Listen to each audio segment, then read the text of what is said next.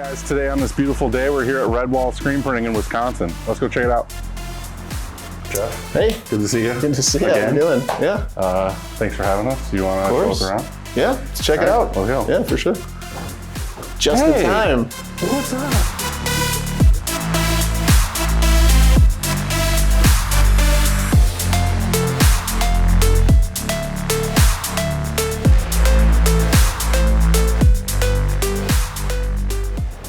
So here we are. This is our main screen print facility. We do screen printing, embroidery, and a little bit of digital printing in this building, but screen print is definitely kind of the big focus of what we're doing over here.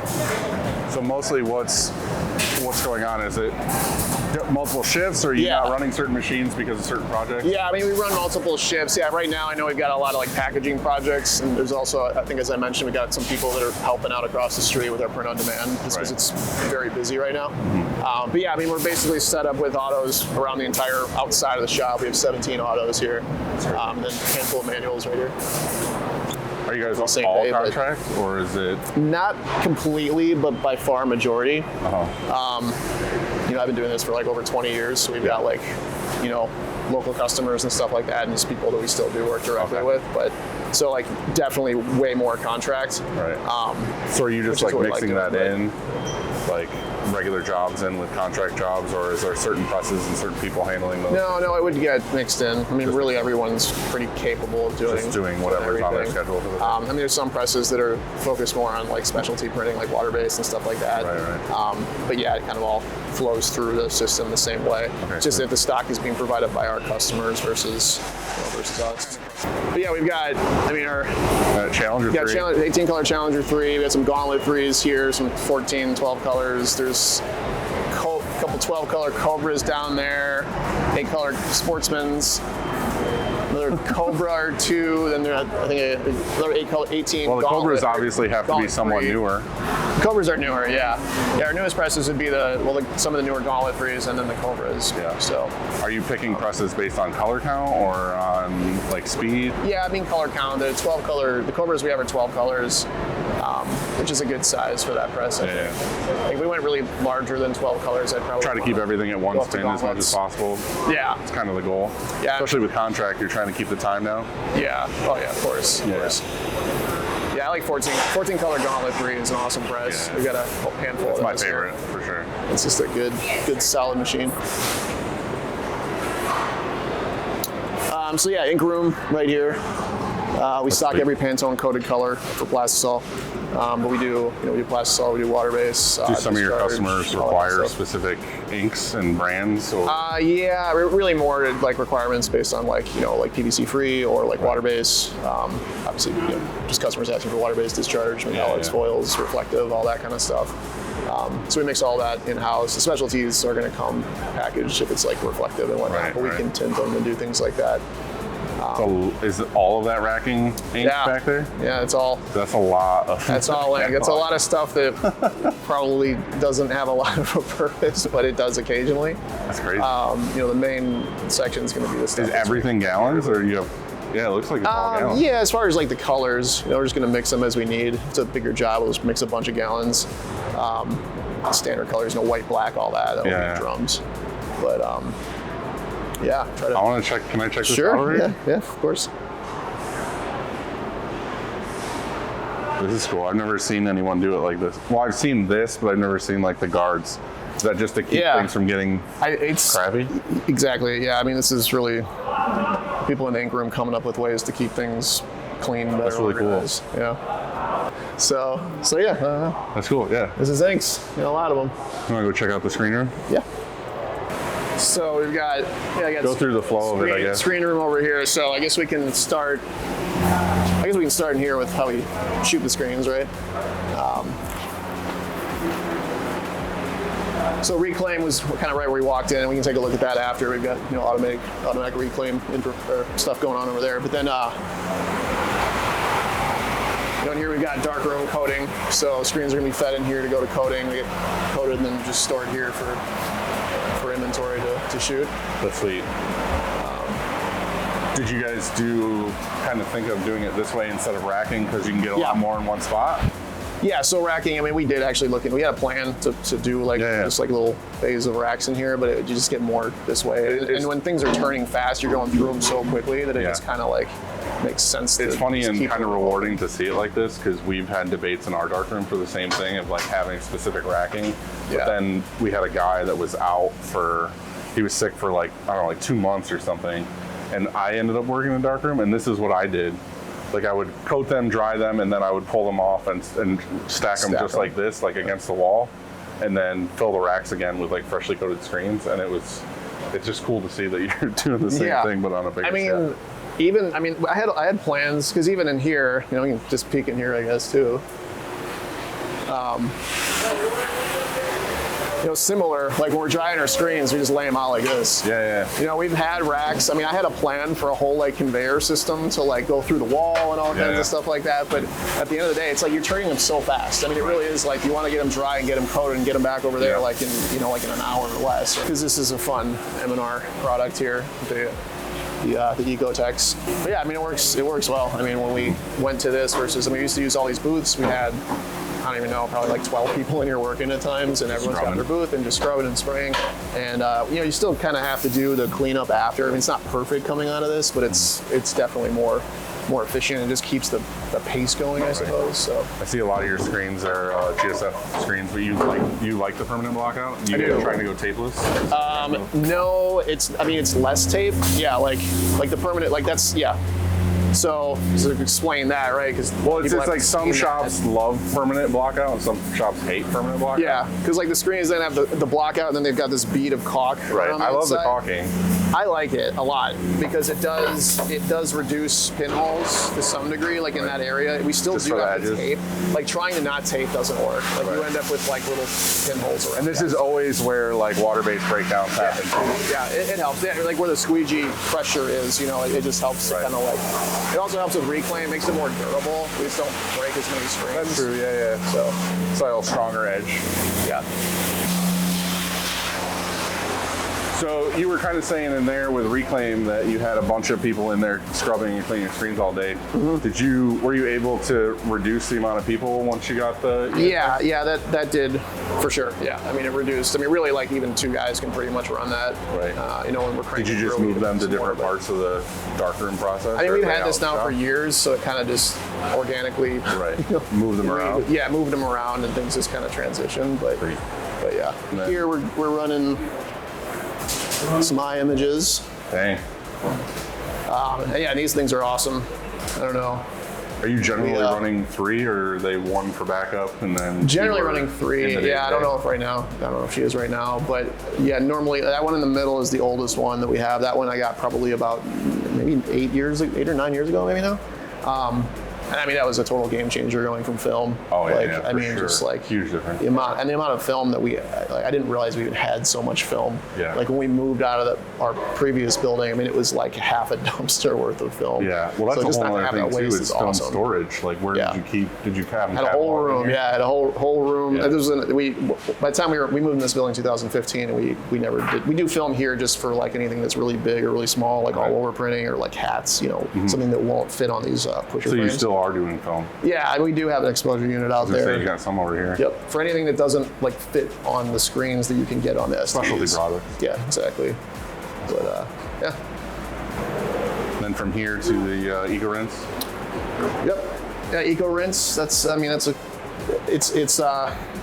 Overall it works really well. Right. I mean, we still use manual rinse out too if we need to, especially for like high detail stuff. There's really fine half tones. You kind of got to double check it. Are you using the dip or we don't really anymore because this pretty much does that. The majority? Yeah, I mean we still have it if for some reason like something's not coming out, we could use it, but for the most part that'll soften it up and then usually take it out.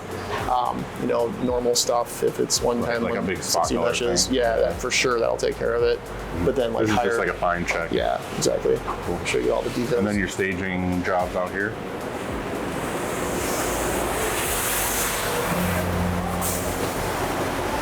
Yeah, so then basically out here, jobs are going to get staged and labeled based on order number. So there's kind of like different sections for different things that people are generally working on.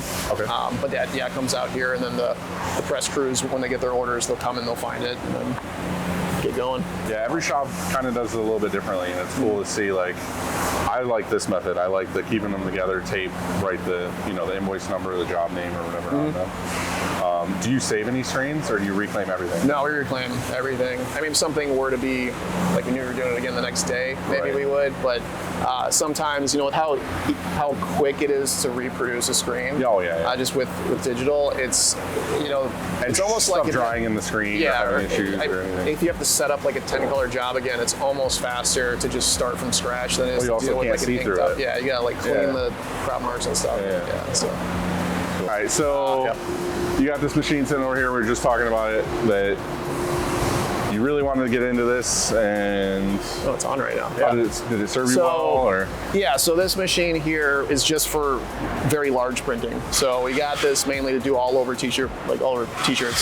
So the whole shirt gets laid flat on the board, and you just giant screen. I don't know if there's a screen somewhere over there, but giant screen, Squeegee just prints over the entire shirt.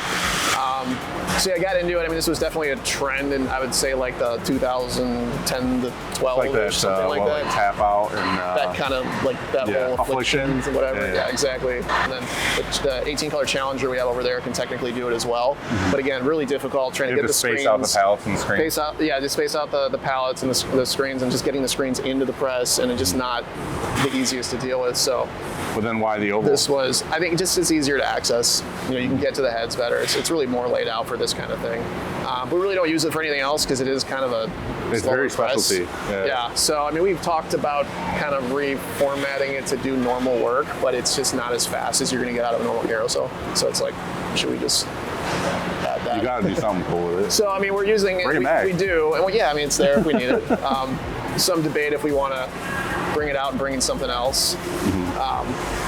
Polaris or something like that would fit perfect, right? You heard that, Peter, right? He said he wants to put Polaris right here.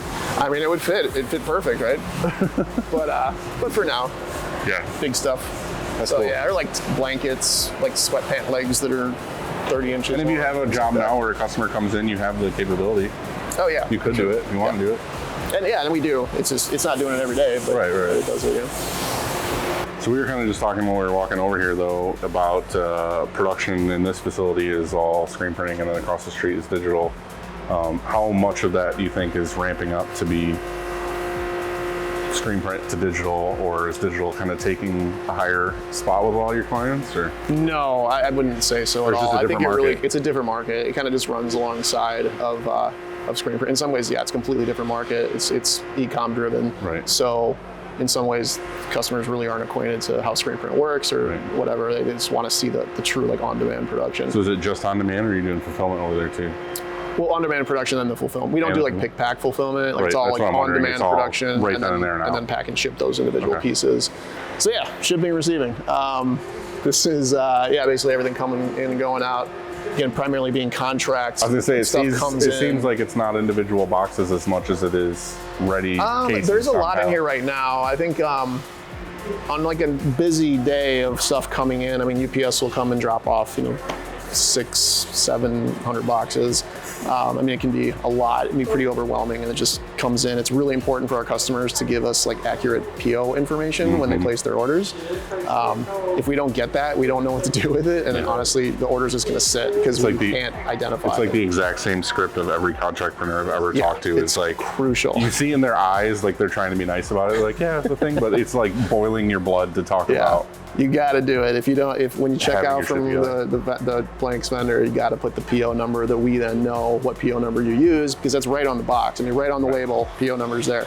So when we get that PO number, we can enter that into our system, and then it can say which work order like that we have entered goes with that box, and then we can get it going. But if it's not on there, we really just have to you just kick it off the dock. It just goes really just send it back. Not my problem anymore. No, but it does. It ends up sitting right, and so we can like get through everything else. Then you're opening the box, and you're like, all right, it's this whatever. What might it be? And it's tough to figure out. And honestly, a lot of times it's the customer being like, hey, did you get my stuff? And we're like, oh, that's okay. That's what that goes to. Yep. So you have a digital Squeegee. We do. Can you tell me about why you got it and how it's improved things, or? Sure. Yeah, so digital Squeegee, hybrid, that kind of fills the gap in between like short run DTG and then higher volume screen print. So it was really, we got it for that purpose. It was like where if you've got something that would make sense to go DTG, but it's like 350, 400 pieces. Kind of like what we were talking about over there, like the client who wants the photorealistic, but wants the mix. Exactly, and I think that's really, as our DTG capacity has gone up and the equipment that we're using for that has gotten faster, it's kind of raised the minimum, I suppose, of when we use the digital squeegee. But we still found that depending on like what the garment style is, it might just work better. But really, I think we used to kind of tip back towards like sim process screen print and maybe like 1,500 to 2,000, but we're finding that just the quality coming off of this versus sim process screen print, it just kind of still makes sense. Even if it was like 10,000 pieces, it might make sense to stay on the digital squeegee. So the other thing too we were talking about is like in a sim process print, say it's 12 colors, and then one of the colors isn't performing right, or you're having too much dot gain, or it's not whatever. Instead of taking that screen down and redoing it in the art department to tweak it and fix it, you can just tweak it on the computer and go right back to printing. Yeah, exactly. So we're not shooting your screens. There still is the art time to do that. Then you got to test it. I mean, a lot of DS jobs we do maybe get it up on press, make a couple tweaks, kind of dial it in. Right.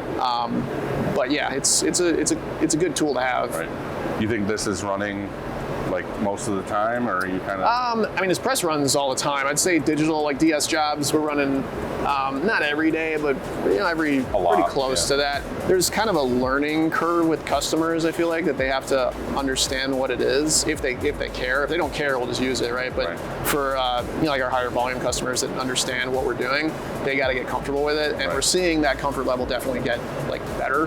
So I am actually expecting that this next like spring, like tour season, that we'll see a lot of DS jobs, just because like we're trying to educate, let people understand what it is, see some samples. We're working on, as M&R is too, like working on different inks for the underbase. I mean, that's kind of the biggest pushback that we get, is that the feel of the print's kind of weird, especially after you wash it.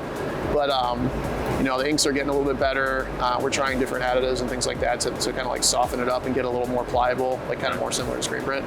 Cool. So, yeah. A lot of bands, it's always like their album cover or the picture of their face or something like that. Oh yeah, it's perfect for like that kind of stuff, like because it's going to nail skin tones like a lot quicker and easier than sim process. And I've always kind of wanted one, and on our G3, that was like one of the reasons why I got that press, is because I wanted to put a DS on it.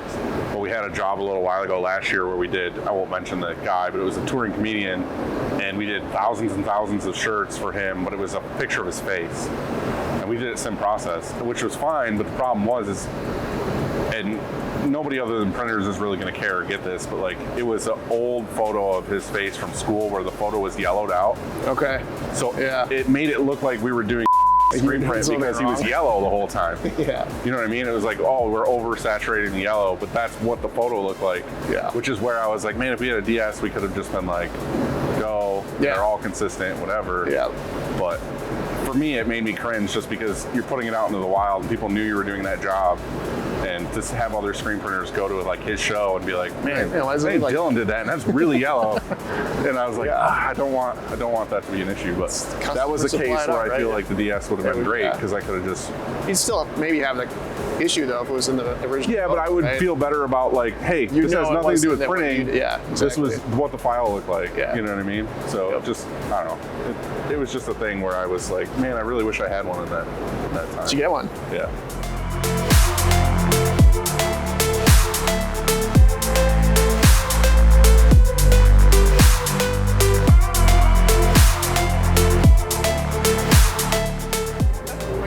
Thanks for showing us around, dude. Yeah, of course. I appreciate it. Thank you.